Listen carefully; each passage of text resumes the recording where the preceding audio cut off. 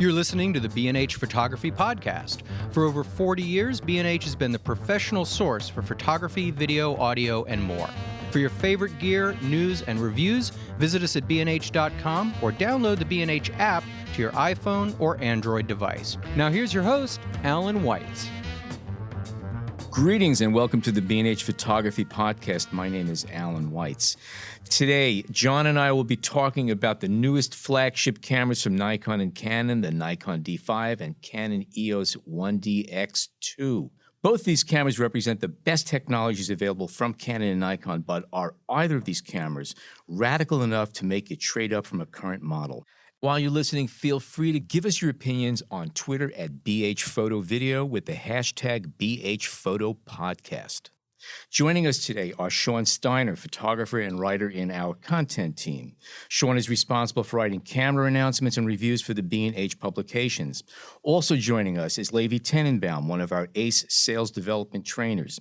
Before we start, it's worth mentioning that while we've had an opportunity to handle both cameras, we haven't had any hands-on shooting experience, nor have we had an opportunity to really eyeball any image files taken with either camera. Today we're talking specs, informed speculation. To better set the tone, Levi is dressed today in a bold black and yellow Nikon jumpsuit, and Shawn looks equally stunning in his white and red Canon jumpsuit. Did you mention that they're Lycra?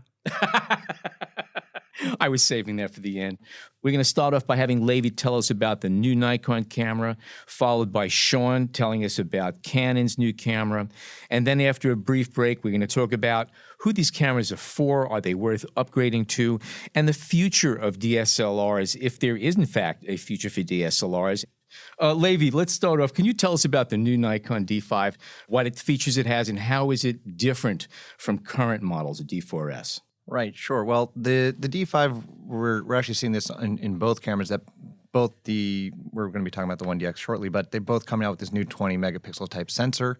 I'm pretty sure Nikon and Canon are using different sensors based on a ton of other stuff. But pretty much just from the get-go, when we talk about megapixels, we are looking at a resolution jump from 16 to 20, which on paper may not seem like the largest jump, and some people might be thinking, why would we even do this?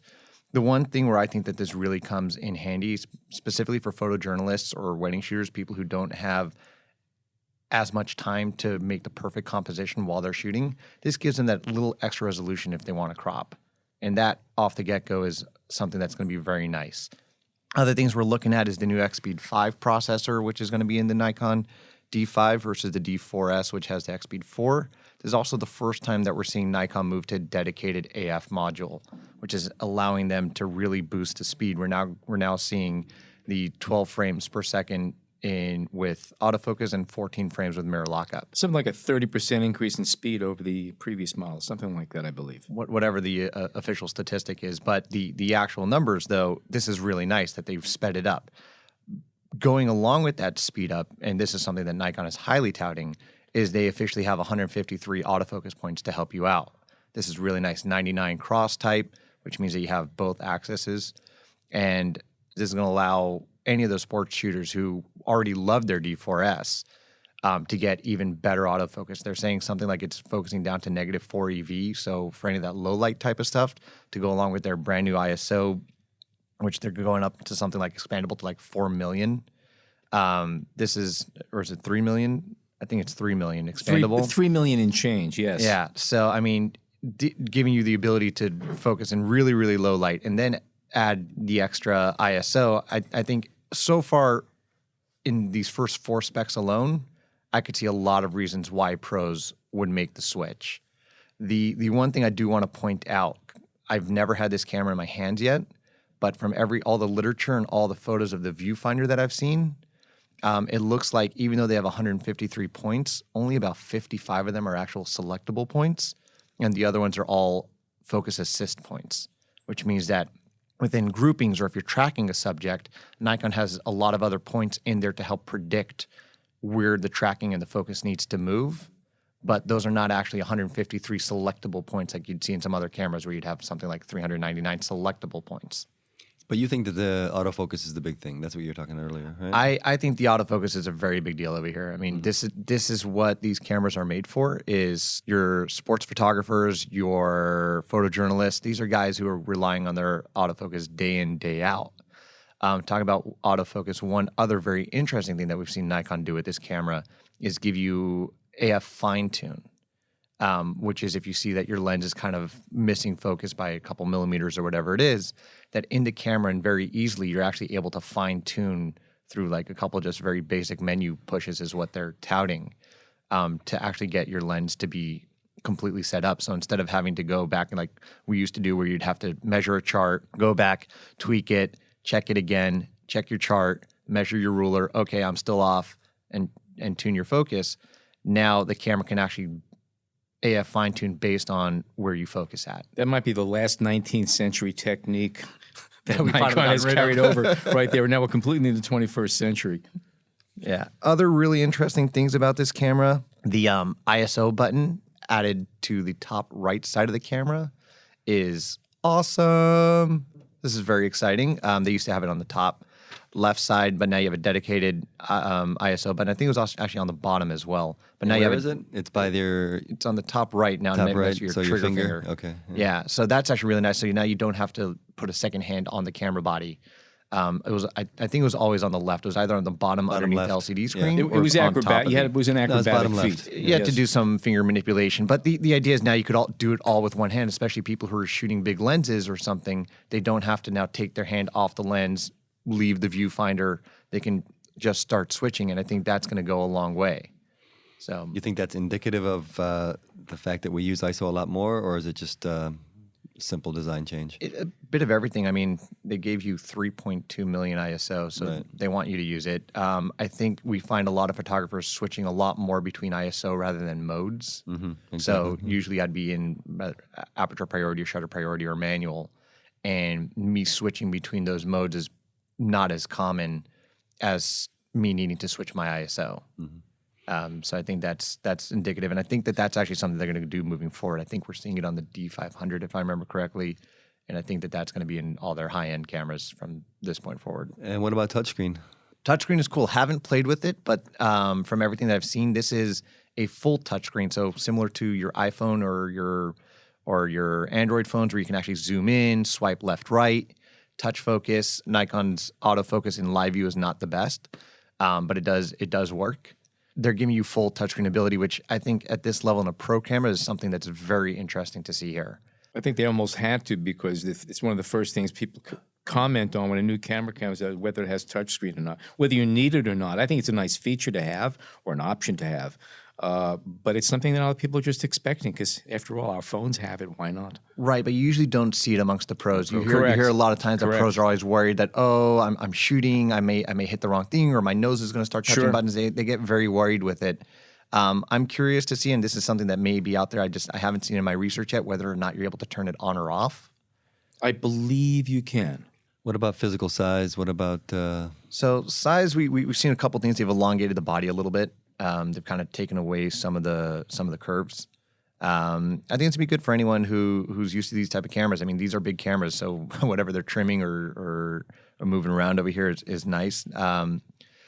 The amount of battery life that they're able to get out of this now is really nice. I think they've upped it by like 700 shots or something. I mean, It's up there in the high numbers now. Yep. yeah, it's like 3,700 and something. I think SEPA rated. So I mean, that is really nice. And that's pretty critical for these kind of cameras, because if you're putting out this kind of money for a camera and you're using it the way it's meant to be used, you like to know that your batteries are going to keep up with everything else. We'll touch on this more, but I'm looking here now, 3,780 shots, and then the Canon 1,210 shots. Yeah, Battery life. Only. the Canon, and I'll let Shawn talk about this in a second, but the Canon, in its defense, does have some other things that are going on processor-wise, which Nikon's not doing yet. But a couple things that we've totally missed out, and these are big highlights on this camera, are number one, the burst. 200 raw frames per second, not per second, but 200 raw frames burst. So continuous shooting at about just under 17 seconds of continuous shooting at high speed. So that is amazing. This is a very important point, though, to make over here, and this is a very big footnote. This is an XQD spec. I don't know what the compact flash spec is. It is. It's not that high. It is slower. They actually showed a graph between the two, and that's one of the big selling points of the new card. Right. So let's talk about that for a second, because I did not mention that at the beginning. This camera is going to come in two actual flavors. We're not going to see the compact flash XQD both integrated into the same camera.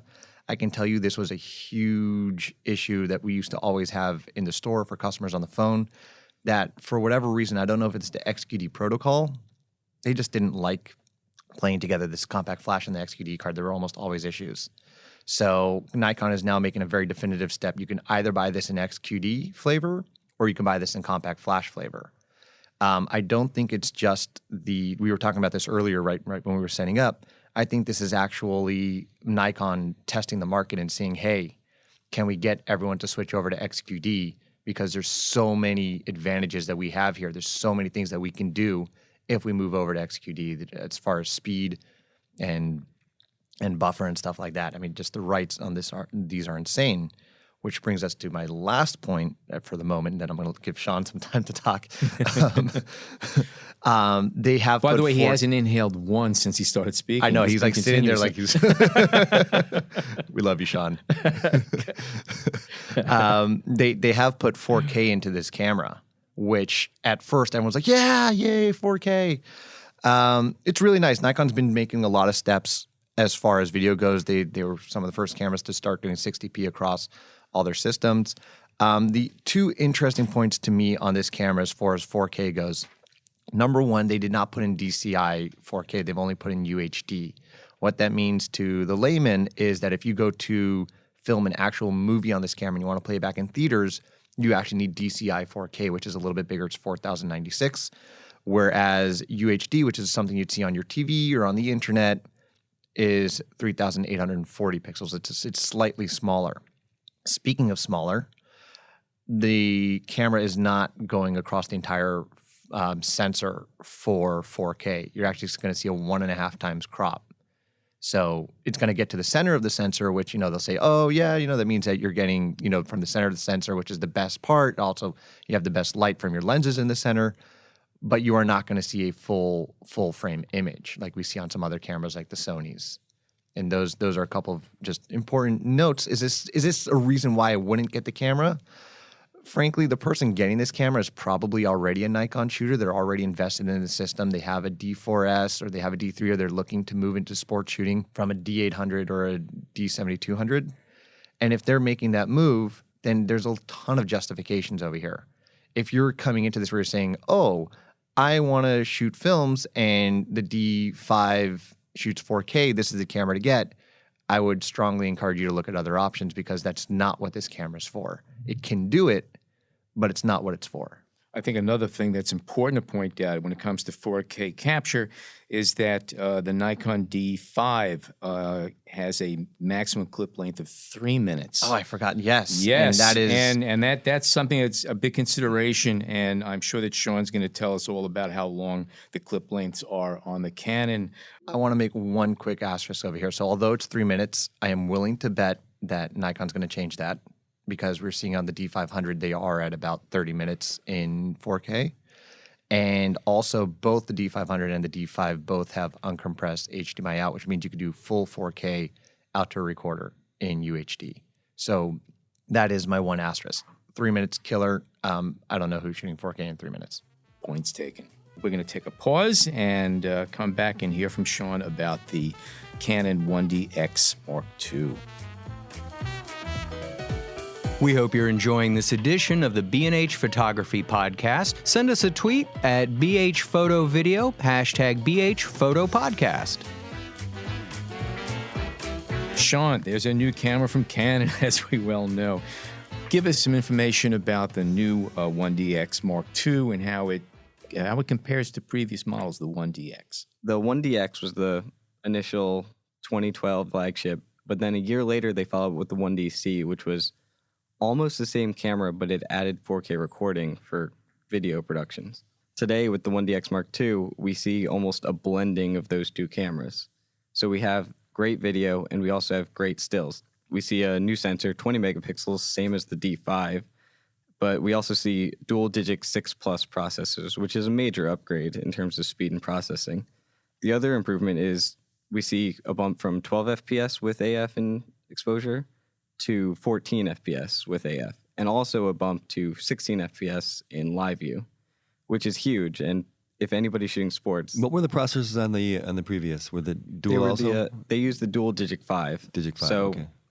so since they use Plus, it's basically 3 generations ahead now, Okay. which was a huge boost and probably would have allowed them to do all this extra speed and image quality on the new models. In terms of ISO, we don't see the 3 million as on the D5, but the native ISO is up to 51,000, which is actually the same as the previous, but the expanded goes up to 400,000, which is about 1 stop better. So even in the native range, we'll still see about a stop improvement there, is my guess. What's really funny is that we could look at numbers like 400,000 ISO and consider it slouchy. Yeah, You know, it's a little. there's something it's a rather little perverse. insane. I know Yeah. there's something wrong about that. I mean, Wimps. It's like it's only 400,000, but maybe the next one will come through. Right. what else we got? Also, autofocus was a major improvement. Not so much in not more points. It's actually just an improvement on the same system. But I think there were very notable improvements in that first you can use f8 lenses, which if you're shooting wildlife or sports and you're using a very long lens with a teleconverter, you can use the autofocus points anywhere on the sensor. So you can go out to the edges instead of just being limited to center point autofocus. Also, we see in video that the dual pixel and movie servo AF has come to the 1DX. Oh, that's good. So that should be a drastic improvement for live view, which makes the 16 FPS mode more interesting. Mm-hmm. The other improvement that really helps with speed is that they added a CFast slot, which is almost like the new CF, although it's a different type of card. But the CFast card is going to be way faster than CF. And the 1DX Mark II has 1 CFast and 1 CF. So if you still have a bunch of CF cards, don't need to worry. But the benefits of the CFast card are going to be dramatic. This gives us up to, I think, about 170 frames shooting at 14 FPS, Wow. which is pretty close to the D5. When you get up to those kind of speeds, unless you have very specific applications, it really is splitting hairs. Yeah. Honestly, if you can't nail that shot in 14 frames a second, or 12, There's another problem. there's another problem going on there. But talk exactly. about the new card a little bit. It doesn't have pins. It's Yeah, more it- stable. What It are doesn't the- use pins, so you don't have to worry about accidentally bending a pin, damaging your camera like that. It uses what's more similar to a hard drive nowadays, a solid state drive in connection, which is similar to how XQD actually works too. But the card's a little bigger. I know professionals were whining about SD cards being a little too flimsy and tiny, and they like the CF cards better. And I think that in theory, the CFast 2.0 and future cards can get faster than XQD, although I'm not sure about that. Okay. And what about working with both cards in the camera at the same time? Is there going to be any issues? Can you just use the second card as an overload, or Do not they really? ping pong? Is there complete fluency between the two of them? You can basically do what you normally can with any 2-card camera, which is like record both at the same time for a backup, go raw JPEG in the one, which might actually be the best use in my opinion. But Makes sense. but if you do use it as just like an overflow, then you will see a hit in performance when you bump over to the CF card. As a matter of fact, we saw the 1DX last week, and when you have your 2 cards in, there'd be different menu options about what you can do, because certain things they will not be able to do due to the performance difference. Okay, all right, that's interesting. Video is another huge aspect for the 1DX Mark II because now you see DCI 4K at 60 FPS, which is a first for a DSLR. All the other ones we've seen so far are just 30p, which is pretty standard.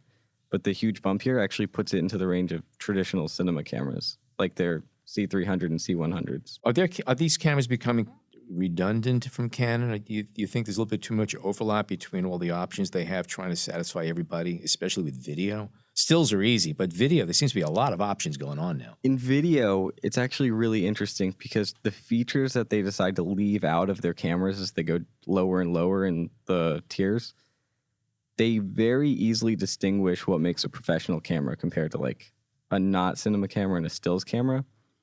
Because as I'll get in later, the 1DX Mark II is actually missing some features that I find critical if you're a video shooter, which would make you want to bump up to a C300 or C100. One thing that's really interesting about the video is they added a still grab feature, which is something I've only really seen in more consumer-based models.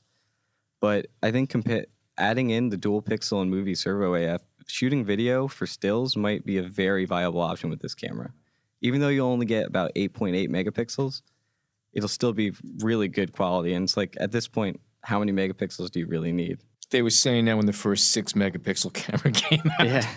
A couple things that I think that they missed on the video front include the HDMI out is only in HD, so you can't take advantage of using an external recorder for the 4K. That's Yeah, strange. you can still do up to 30 minutes at the impressive 800 megabits per second, which is on par with their cinema cameras. But Assuming it doesn't FYI, overheat. that means that 10 seconds is a gigabyte. yeah, Mm-hmm. it's not that compressed, but it's high quality, which is good. And then the other thing is it doesn't do 10-bit output, which I thought they would do in this camera, but I'm not entirely surprised since it's rare to have on these form factor cameras. But it would have been a very nice feature that would have sealed the deal for many people shooting video.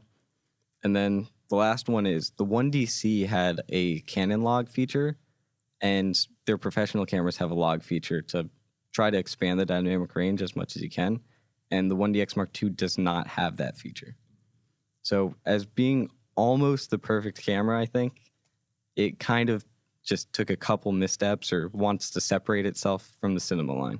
And they also didn't put any kind of like assists, like there's no zebras, no focus peaking, which, I think they're kind of being clear that this is not a cinema camera, even though it's capable of it. Okay, when we come back, we're going to talk about the future of DSLRs and where we think they're actually going to be going. If you'd like to reach out to us with your questions or comments, email us at podcast@bhphoto.com. What's interesting is that, we just had, in the past year, we have cameras now, we're accepting, 40 and 50 megapixels as the norm now in consumer cameras, yet these cameras are still in the 20 megapixel range, which is something, we're finding it on both sides, and there's a reason for that to be. I mean, it's all justifiable, but it's very interesting that we're in these two worlds. We argue one side, and then we go back and accept the other as normal. I think the thing that we have to note over here is because some people are thinking, okay, these are flagship cameras. Why are they only shooting 20 or 16 megapixels? Sure, right. I want to, off the top of my head, I'm thinking there's probably 3 factors, and I may only hit 2 at this.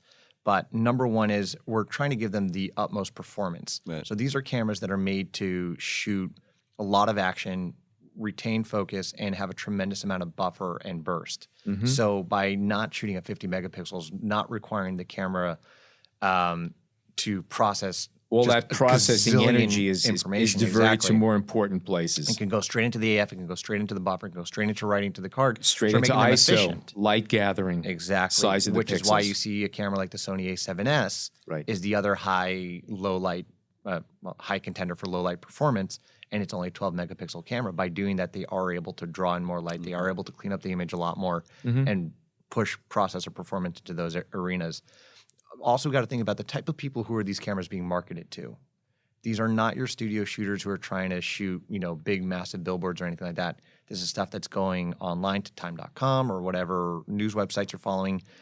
Maybe some wedding shooters who want the more robust bodies. But for the most part, these are photojournalists who are pushing out to Sports Illustrated or whatever. And they don't need the largest amount of megapixels. It's more important for them to get a clean shot. Are these big cameras going away? I mean, are they the dinosaurs that we won't be using in 3 years? It's a good question. I think it would really, like, if we want to make the argument for mirrorless, I think there's a couple things we need to see from mirrorless. Although, yes, Sony just brought out an A6300, which is shooting a ridiculous amount of frames per second with no blackout, but the buffer's still not there. It's yet to remain to see how spot on the autofocus is. Can it compare to these kind of cameras? I think it probably can. We're just going to have to see a massive increase in the buffer. The big thing going for these cameras right now, I think, is actually their size and their bulk and their ceiling and stuff like that. I think it's also important to mention that both these cameras are equally well constructed. The integrity of both cameras is phenomenal. They are both weather resistant, and they're both meant to be used as daily workhorses. Yeah, of so it's course. really it's the technical aspects, the specs. Yeah, it's the inner workings. I mean, they're both very well sealed. Like you said, they're both really rugged. These are made to take a beating. I think I want to target the point, which is, are these worth upgrading to? Number one, if you're making your money using these kind of cameras, I'd say both of these cameras are definitely worth the upgrade. If this is your source of living, both these cameras have tremendous advantages offered over the previous generation. That's true, but if you only shoot stills, I think the 1DX Mark II is not as enticing an upgrade as the D5 is for D4 shooters. I remember when the D5 came out, I was like, oh, this is amazing compared to the predecessor. But when the 1DX came, while we were still like, oh, this is a spectacular camera, we weren't as blown away, but it's still a great camera. So I think the original 1DX is still going to hang on if you don't care about video. Well, the f8 across the entire sensor for long lenses with extenders, I think for anyone who's doing sports or wildlife, which is a lot of these shooters, Or anybody who wants to put a teleconverter on a kit lens, for that matter. oh, which is Alan's primary use for teleconverters. There's a good time to note that Alan is a great photographer, especially with Leica and stuff like that. Where did this come from? Because you're trying to put teleconverters on kit lenses. So Shawn and I are going to have the rest of the conversation. So as I was saying, so if someone's shooting the long lens kind of thing and they really want these long lenses, the 1DX Mark II is for sure a great step up as you can get that f8 now across the entire sensor, which is frankly ridiculous. I mean, that's insane. That's true, but I think it's still for a $6,000 camera, it's still going to be a hard upgrade unless you're making a lot of money, which a lot of these shooters are. It's just they buy them anyway. It's like, okay, the this new is one's the out, I'm gonna get professional's it. body. They've probably already had the originals for about 4 years, so it's kind of the time to upgrade. And I don't think, considering the market is professionals, I don't think these types of bodies are going to go away anytime soon. Right. Okay, but you were saying that there's kind of two things going on here. The video is the major improvement on this one, but yet it's not improved enough to make a video shooter want to get it. I mean, a filmmaker, let's say. Yeah, I'm totally with Shawn on that. Well, if you're a filmmaker, if you have like a 1DC, 1DX, and you maybe want to pare down to one body, or you're shooting with a 1DX and you want to like bump up your video game, moving up to the Mark II just makes sense. It's going to be way better in video, way better autofocus, and you got the bump in stills quality as well. Which we never mentioned. The 1DX Mark II has touch autofocus. That's the only time they actually integrated touch into their system. So unlike the Nikon, which you can actually swipe and pan around in playback, Canon put touch autofocus for the dual pixel autofocus, which is kind of nice. Yeah, the touchscreens on these I think were very well implemented because personally I don't care if a camera has a touchscreen because it should be able to be operated without one regardless. A lot of these lower-end cameras rely on the touchscreen for operation, like the original Canon M. Yeah, they get rid of all the buttons. Yeah, which is nice because the camera is super tiny for an APS-C camera. But on a professional camera, you only need it in very specific instances, and many people aren't even comfortable shooting like that. Yeah. Okay. All right. Canon has gone with the motion JPEG codec, which is what's allowing them. So it's all I. That means pretty much. In layman's terms, when you are dealing with video and you're dealing with 24 frames per second, that's larger than the regular burst on these cameras, or 60 frames per second, which is like 3 times the burst on these cameras. It's a lot of information that your camera's taking off, and essentially every camera company does this. They compress it in some way, shape, or form. What's happening over here is that it's being compressed, but every single frame is still being compressed into an actual JPEG file, which is, as Shawn pointed out before, how you're able to do things like 4K grab, where you're actually able to grab out an 8 megapixel file. It's really nice. It means that there's a ton more information, though, that the camera's trying to write to the card. It's why they had to go to CFast, and it's also why when you're shooting 4K 60p, you're looking at about a gigabyte for every 10 or 15 seconds. Based on everything we've been talking about, does anybody here think that the next generation camera, the D6 or the D7, or the 1DX Mark III or IV, will be predominantly or basically a video camera from which you could extract very high-quality stills as needed? It's a very interesting point, and we've seen it a couple times with the Red cinema cameras because they can shoot RAW. So I don't think we'll see it in the Mark IIIs or the D6s, but maybe considering that these are 4-year cycle cameras, 8 years down the road, with storage concerns less of an issue, we'll probably have substantially better video, frames per second, and everything like that. I could see it happening. If only in that we get rid of these physical shutters, maybe shrink down the mechanics of the camera, and just the camera's always processing 60 frames of raw files every second. Right. Yeah, I think that's more likely. When I was in Hollywood when the red ones were first coming out, and every commercial shoot had to have a red, and you had to have red, and people didn't realize the amount of processing that went into it, and you could pull files out of it. And then I think W Magazine ran Bruce Willis, and I forgot who on the cover. It was taken from red, and everyone was very excited about this. And then what they realized was that you could really only use it for still shooting. Like you couldn't have a lot of movement because you were limited by your shutter speed, and you're usually only doubling up the frame rate or whatever it is, meaning that you were shooting at like 1/48th of a second or 1/120th, which was not enough to do things like freeze action or anything like that, which we still don't really see in cinema unless you're going to rent like a Phantom Flex or something like that, which is going to shoot 1,000 frames per second. That's a whole Yeah, but we different already have ballgame. technologies, even in point and shoots, where you press the shutter button and 6 or 8 frames are grabbed at different Oh, ISOs and absolutely. combined into an optimum image. So I think what we're going to see is things like Shawn was saying more, whereas the camera's just always taking information at whatever settings that you've set it at. I do think, and I know there's a lot of traditionalists out there who are probably going to hate me for this, I do think the optical viewfinder needs to go. And it's not because I don't like it. I do like an optical viewfinder. It's just currently I think it's limiting the camera. Both Canon and Nikon right now are shooting 14 frames and 16 frames. We already saw that on the 1DX, the 12 and 14 frames. I kind of feel like we're hitting the end of the mechanical shutter's speed. And they've re-engineered these mirror mechanisms amazing way. You look at what goes incredible. on right now. It's no longer just a mirror flipping up and down. There's a whole system going on in there. So yeah, they probably have reached the limits of how far they can get these mechanical devices to operate. It's interesting. And I think by moving away, and listen, I'm not an engineer, I'm not a technician. I'm just going by observation, so I may be completely wrong, and that's fine. But I do think by moving over to the sensor and just really pushing sensors and sensor technology to where we can go processing them properly and appropriately and getting all that information, we can start doing things like as soon as you push the shutter, it's going to record 30 seconds before and 30 seconds after you release the shutter. How do you think this camera affects the 5D series and the general choice for video shooters? I think it doesn't really affect them. I also think that we'll probably see a Mark IV with Took it from just me. as capable video qualities around Photokina this year. 2016 is going to be a big year for everybody. So it just makes sense. I think people are going to hold out if they really don't want to spend that much money or they don't need that big of a body.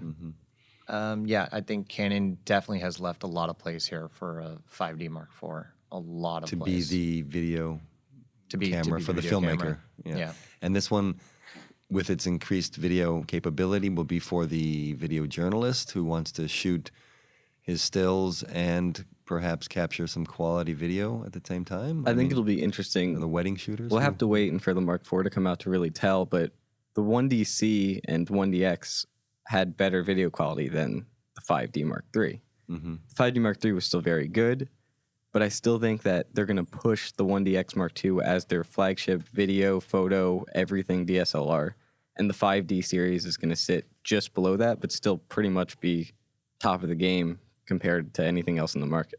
Okay. And you think you think people will be drawn to it? I mean, of course you say like it's 4 years since, so you think that the... Well, drawn to the 5D or the 1D? The 1D. Yeah. People will be drawn to it. If you need a 1D body, this is your choice, and it's a great option. All right. And about Nikon? Let's go back to Nikon. Nikon. Yeah, for a bit. Nikon, I think they did a very good job over here. I think that they did a lot of things that they needed to do. They've definitely added a couple of very unique things here, which I think for a D4S shooter, like Shawn was saying before, there are definitely the 1DX Mark II feels like kind of like, okay, this is traditional. Okay, right, we're moving forward. It's 4 years later. Here it's a couple of improvements. D5 is really bringing a lot of stuff to the table, even for the still shooter, where there's just a ton of stuff over here. The longer burst, I mean, it's insane. 200 images. I mean, the length of sequences that you can do with that is ridiculous. The ISO, the autofocus points, just there's a lot Battery of life, yeah. Not to Battery upset, life. not to upset any fanboys, but when we saw the original 1DX and the D4, D4S, I think the 1DX spec-wise read a lot better than the D4s in almost every way. So now with the D5, they basically were like, well, we got to do something about that. And they went, now they're trading blows. It's like wins on this point. On this point, it's pretty much the same. This point, they might be a little lower. So the D5, I think, is basically there. We need to catch up. and put something out that people want to buy. Yeah, it's going to be interesting on the video aspect to compare the 4K footage from both cameras. Like I said at the beginning of this, this is not a Canon or I don't know how many people are going to switch to Canon or Nikon from the other. From these cameras here, I don't think there is any. I'd be amazed if anybody decided they're going to ditch their current system to go to either Canon or Nikon. Which we did see with like the D3S. There were, I think, more people who switched over at that time. Nobody's going to switch, I don't think. But the interesting thing, when I picked my first DSLR, it was back when the 5D Mark II was the Canon flagship. And since I was going into a video and photo oriented focus, I picked Canon because I knew that they would have better video if I wanted to upgrade later on. So considering these are the flagships, I still think if you shoot more video, you're probably going to lean towards Canon more than Nikon. Yeah, and I'm totally with you there. They have at this point they have a deeper cinema line. And they have a cinema line. Yeah, they have video cameras. Period. So period, and they have the history. They have a tradition in cinema already dating way back. One thing you mentioned before about the 5D Mark IV and speculation, whenever it does come out, I think the camera it's going to have to compete with is the A7s, and that's going to be curious to see where Canon goes with that. Yeah, I'm actually a Canon shooter who now has an A7R2 to back up, but I still a traditional. I still love my optical viewfinder and shoot with the 6D relatively often. So it's still a hard choice to move over to mirrorless for professional work.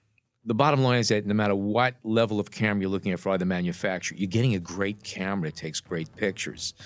And something that's really, really important, whether you're an enthusiast, a consumer, a professional, which camera feels best in your hands when you look through the finder, what looks best, which of the menus, camera controls are more intuitive and make sense to you. You want a camera that's going to be as transparent as it could possibly be, so it's you and your subject, and you're taking video and you're taking stills, nothing else. Yeah. Thank you, Levi. Thank you, Shawn. Thank you, John, for joining us today, and Jason Tables, our engineer. Give us your opinions on Twitter at BHPhotoVideo with the hashtag BHPhotoPodcast. And please rate and leave a review on iTunes. My name is Alan Weitz. Thank you so much for joining us today.